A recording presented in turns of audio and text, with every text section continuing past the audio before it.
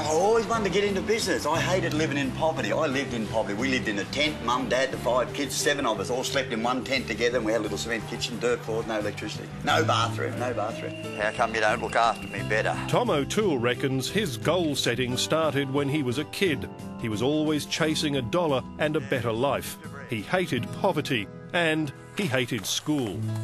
I left school at 14 not knowing the alphabet or times table, and I still don't today. But no education and no money was never going to stop Tom O'Toole. He's now one of the country's greatest motivators and success stories, all on the back of his bakery here in the Victorian country town of Beechworth. They had to bulldoze, actually, the back of the bakehouse. It was so rat-infested and it was bankrupt, it was finished. The council was going to put a health order on it, and I went and seen that council and I said, look, I want to buy this, but I said, if you put a health order on it, I can't buy it. Tom had originally owned the bakery in 1974. He sold it and moved to Western Australia. But when he returned to Beechworth 10 years later, he was determined to buy it back, even in its derelict state. The bank manager who was over here the road, he was horrified. He said, this town's dying, Tom. He said, we going.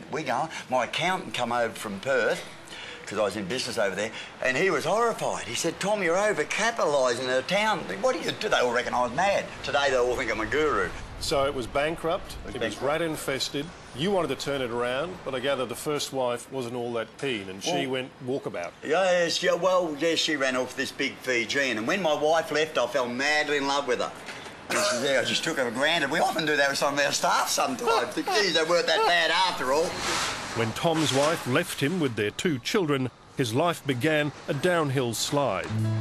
When she left, I was employing about 23 people, but that was as many as I'd yell at. I couldn't yell at anymore because I ruled on fear. I was a real seagull manager. I'd come in, crap on everybody, make lots of noise and then leave. I felt okay, they didn't, but I had to change, you know. I had to change my attitude, you know, I am responsible. Finally, Tom O'Toole hit rock bottom. I got very low. I attempted suicide. I was booked in for the mental home, yeah, and I wouldn't be here today if it wasn't for Lifeline.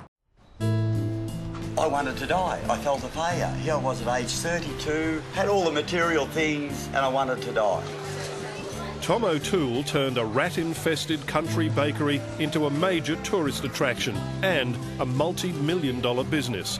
But he was desperately unhappy. I felt worthless, hopeless, useless. I used to say, I'm doing this for you and for the kid. Bull, I think I was doing it for myself. I was very self-centred and very selfish. But I got help. And that was the hardest thing I've ever had to do in business. One of the hardest things was to ask for help. Lifeline saved Tom O'Toole and set him on a path of self-improvement. Only no one could preempt just how far and how high Tom would go. We've taken up to $35,000 cash over the counter in one day. That's coffee and cake, you know, how can you do that? There was a big festival on, we've never been able to beat that day, but we've easily taken $10,000 a day. Tom simply changed his attitude. He invested in himself, his staff and his customers. I believe business is so simple, most of us miss it. Don't get simple and easy mixed up. Yeah, we get so tied up in spreadsheets and in flowcharts and in data and statistics. And all the customer wants is, look at me, greet me, talk to me, thank me. These days, the Beechworth Bakery staff are more than happy to work for Tom, and it would be an understatement to say he's also happy they do.